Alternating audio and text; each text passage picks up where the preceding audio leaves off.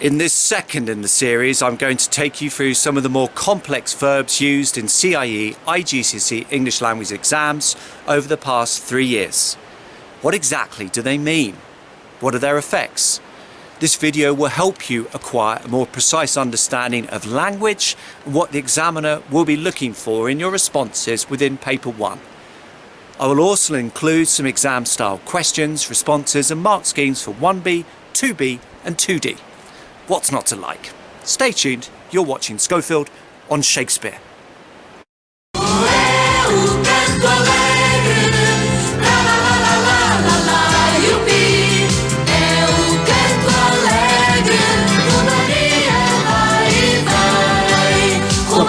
Le grammatiche sono per me. E poi non gosto se dá para não ser morreta. Não vês que sou eu?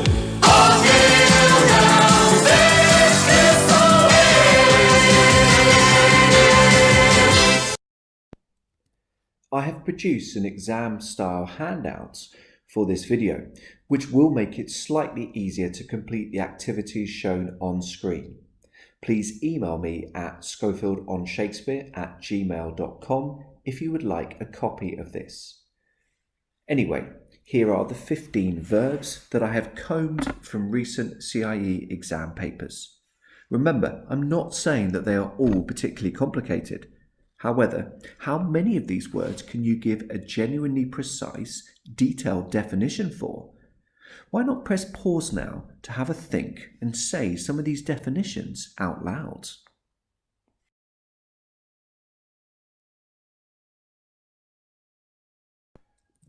Slightly hazy, slightly imprecise on a few. Let's move towards greater precision and control with my opening 5. And with this word in particular, bound, used in the November 2018 0500 paper. In this text, Michaela is insipidly watching shoppers and pedestrians from her window. She is drawn to some of the people's shopping bags, but how are they moving? Define bounds.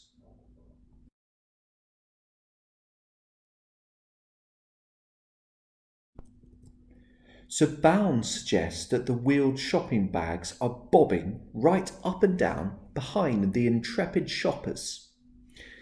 A more interesting question might be, how is bounding different to bouncing? Or is the writer simply repeating a very similar word for effect?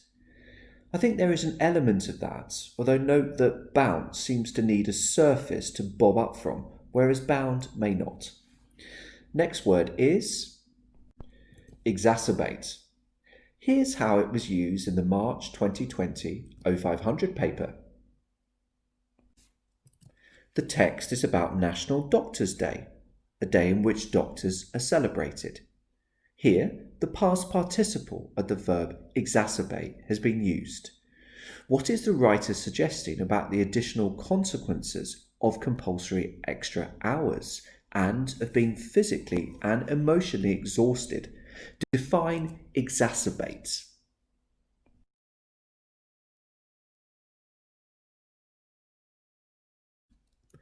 Exacerbate is when something that is already bad is made even worse. Doctors already have to deal with life and death situations and abuse from drunken morons, yet this is made all the worse by some terrible working conditions and inadequate outlets for stress. The next verb, it's fathom, taken from the November 2018 0500 paper. In passage B, a grandfather dishes out some advice to his grandchildren. Referring to students who aren't keen at being made to work hard, he muses, "I find this so difficult to fathom. What is the old fellow struggling with?" Define fathom.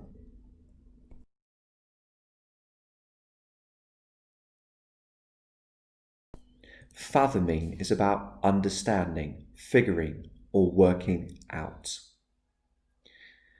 Let's now motor onto the 4th verb. Jangle, from the 0500 March 2019 paper. It's the article about the narrator joining a small jazz band as a drummer. A group of women wearing plenty of jewellery are fans of the band's music. But what does it mean when it says that their brooches and bracelets are jangling? Define jangle.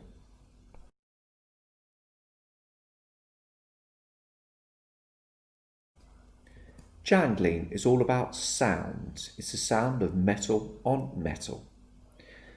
Final verb within this first set on the way. It's loiter from the November 2018 0500 paper. Once again, we're back with Jane out shopping and Michaela stuck at home looking through the window. Jane needs to get back quickly to Michaela and so self-instructs not to loiter. But what exactly does this verb mean? Define loiter.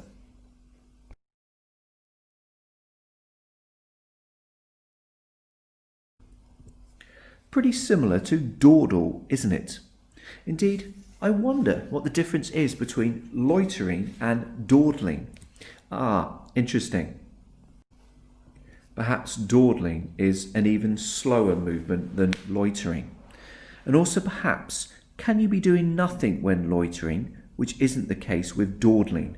You're just doing whatever it is incredibly slowly.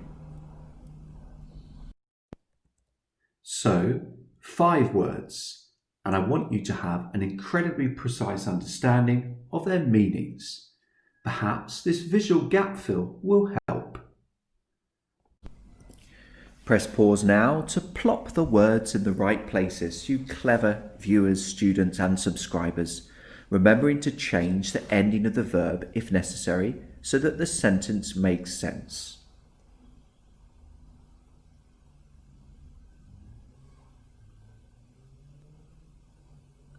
Well, an interesting combination of sentences plundered from a variety of different sources, including the renowned UK newspaper The Daily Mail and Mary Elizabeth Braddon's delicious Lady Audley's Secret.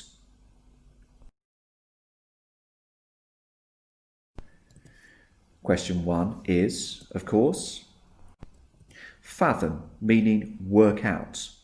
The man is nervous in case the girl realises the truth. Question 2 is also taken from Lady Audley's Secret. The men are quite rightly taking their time over their dinner. They loitered over their dinner table. Question 3 contains worries about the potential effects of Brexit. The container shortage is being made worse, is being exacerbated by some of the effects of COVID upon businesses and the global economy. Question 4, and it's that sport of the gods, golf. We need a verb here about the movement of the golf ball. It bounded over the green, resulting in a poor score. Finally, that leaves question 5. What's this cheeky chappy doing? He jangled the keys in his pocket, didn't he, the old clinky clatterer? Time now for a quick paper 1 style activity before moving on to the next set of 5. And it's a 2B style question for you. Good luck.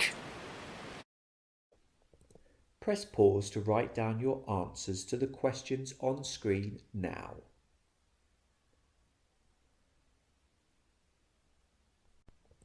And here's the mark scheme. Press pause to read through and mark your work.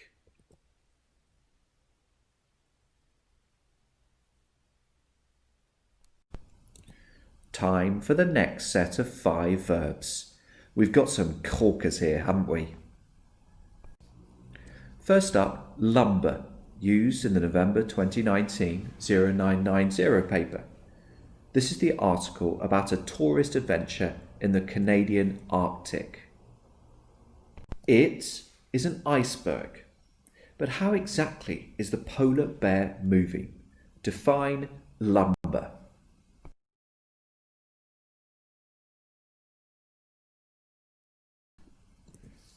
I would suggest that at the moment I'm lumbering following a 15k walk in the Madeiran Mountains today.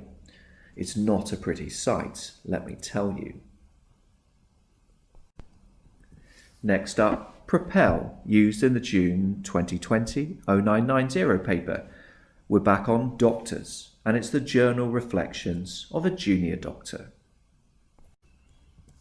I suspect this sentence is pre-disillusionment, but what adult would use that ridiculous simile? Anyway, how is the trainee doctor being moved towards his goal? Define propel, god damn it.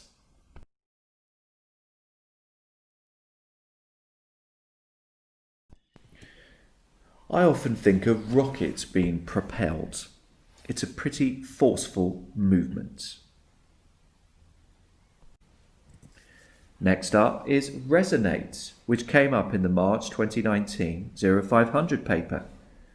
This is the music paper, and the article is about an unusual concert in Paris. Some unusual musical instruments will be rolled out rather gimmickly at this concert. But what did they used to do in caves? Define resonate.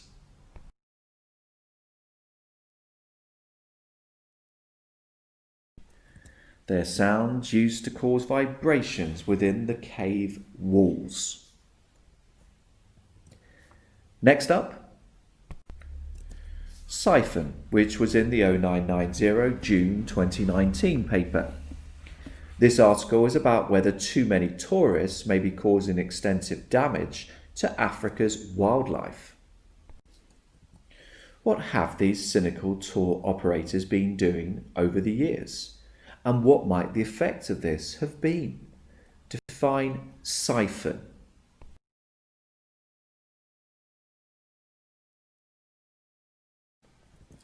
It has a very specific meaning, doesn't it? About diverting money from a company, generally for devious, unhelpfully undermining purposes. The last verb in this set, and I do mean verb, is skirt. It's taken from the 0500 June 2018 paper. The text is the father and son work experience lark. He is the father, me is the son. How exactly is the father moving around the factory floor? Define skirt.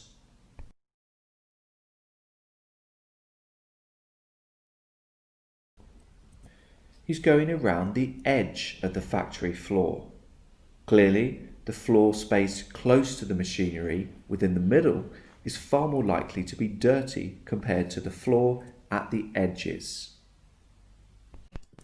So 5 more words. I want you to have an incredibly precise understanding of their meanings. Can you complete the words missing from the definitions I gave? Press pause now to show off your super precise understanding of these verbs.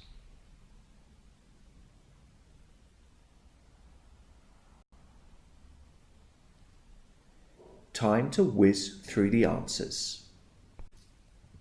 Of course, a lumbering movement is an awkward one,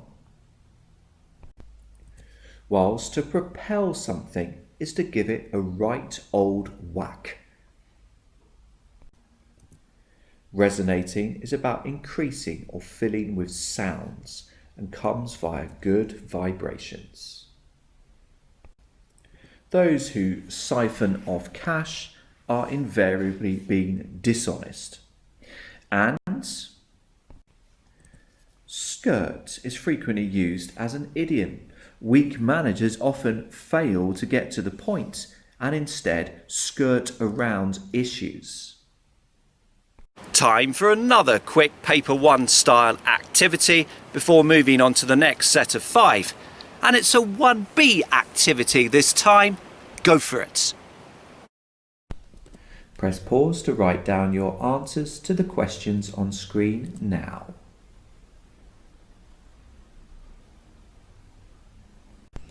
And here's the mark scheme. Press pause now to read through and mark your work.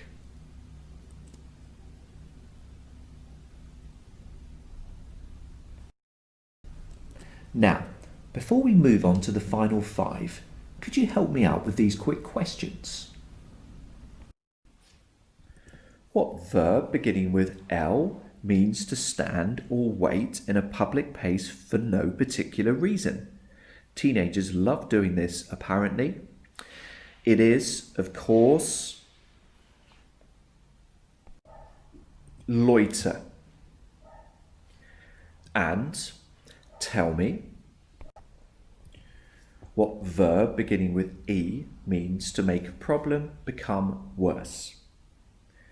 This one is, of course,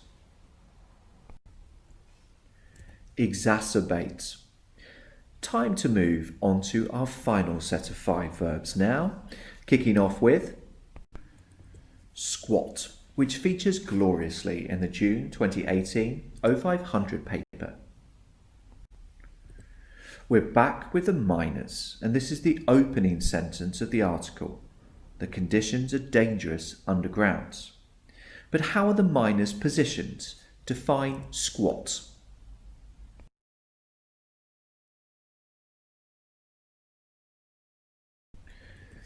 Doing this regularly is very good for the glutes, apparently.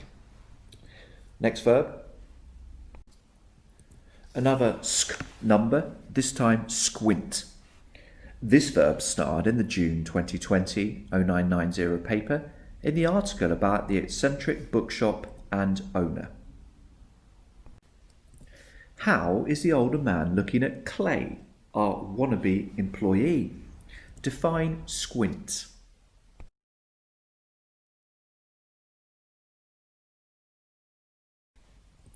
Have to admit that I found the second half of this definition helpful. Partly closing eyes or squinting can actually make it easier to see. Note the double E within this verb team. This cropped up in the June 2019 0990 paper in an article about a camp in Africa. What does this verb suggest about the prevalence of spiders? Define team with.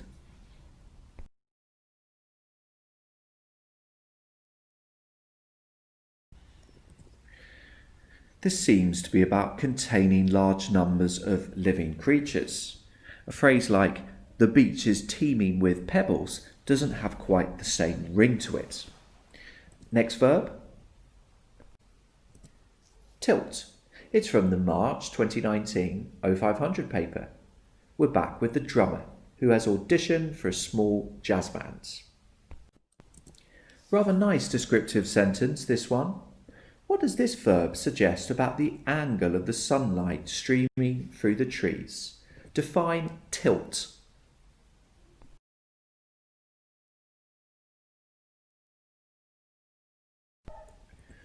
So it suggests the sun is sloping, angling through the trees. It isn't directly above. Last verb of the vid now, and it's a cracker. Warble, which featured so memorably in the March 2019 0500 paper. It's the jazz band again. They are the jazz singers, making the narrator tap his fingers, even though he can only hear them faintly now from his car. But what exactly does warble mean? Define it.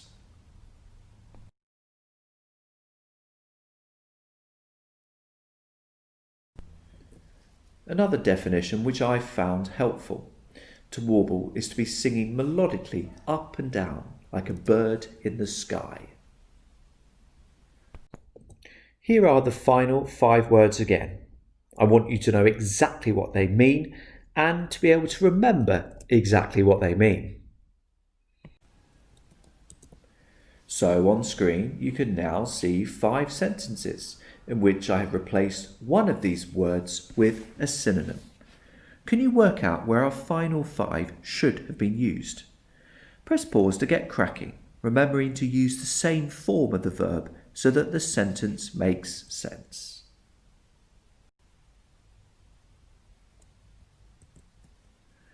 Any joy? And perhaps more interestingly, what subtle differences in meaning were there with the use of a slightly different verb? Let's remove the potential associations with insects and swap swarming for teeming. In this sentence, social media legend Kylie is up to her usual tricks of providing her insatiable fans with a much-needed selfie. But rather than crouching, she is described as squatting. Fancy a sneak peek at the heartwarming pic?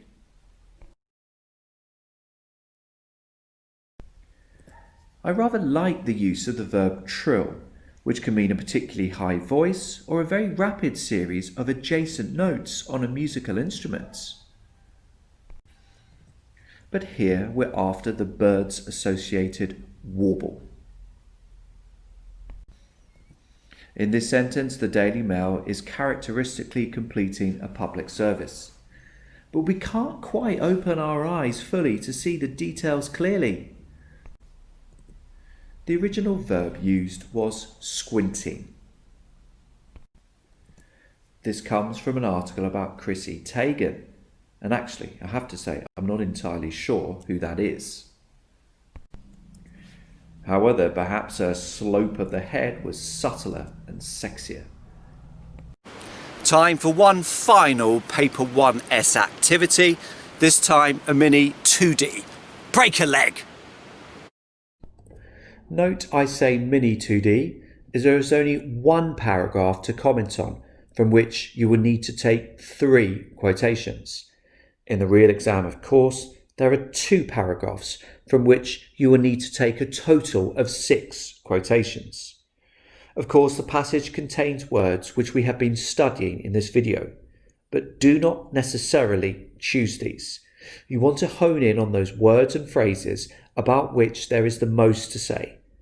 And, as ever, if there's any imagery, such as similes or metaphors, choose these first. Press pause to have a go at this now.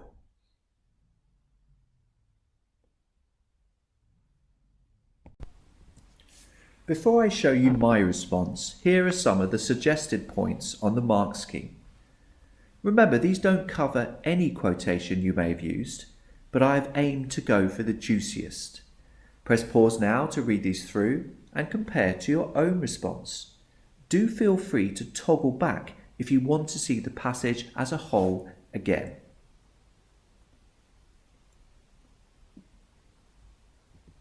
However, remember that these are only suggestions for the examiner to help inform his or her judgment. Actually, they mark based on this grid. What are the key principles? Well, you need to show a detailed, precise, imaginative understanding of both meaning and effects.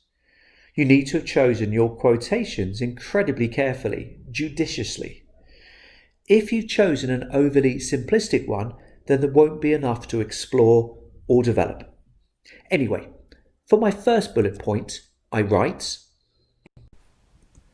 her only armour against her enemies. This metaphor refers to Lady Audley's ability to admit reasonably sounding lies, and implies that previously this has provided her with significant protection from her detractors. However, the use of military terminology in both armour and enemies highlights the gravity of her situation. Given that enemies aim at the least to inflict significant harm, it is clear that Lady Audley is now exceedingly vulnerable without her one defensive barrier. A tempest of hysterical sobbing. This metaphor suggests that Lady Audley is crying violently and uncontrollably. A tempest is a particularly severe storm, and so the implication is that a huge quantity of tears is streaming from her eyes, leaving the rest of her face looking ravaged and wasted. The adjective hysterical may imply that her crying contains occasional gasps and higher pitch sounds. She has no control over her emotions. And finally, for my third, the siren's art. This metaphor conjures up images from Greek mythology of beautiful half-women from exotic islands, singing to attract and cause the death of men sailing nearby. Thus, the implication is that Lady Audley is or has been extremely attractive and has been able to use her fake mesmerising melodic voice to inflict damage. However, she is no longer able to do this and has had to expose her actual human self to the outside world. Yes, that's enough wittering from me for the time being. This has been a Schofield on Shakespeare production, which is aimed to share with you sentences which give an indication into the type of sentences you will come across within the extracts in the exam. It has encouraged you to develop a more precise understanding of vocabulary, and it has given you practice and mark schemes for 3 parts of the exam, 1B, 2B and 2D, with my own response available for 2D. I hope it's been helpful, and many thanks for watching.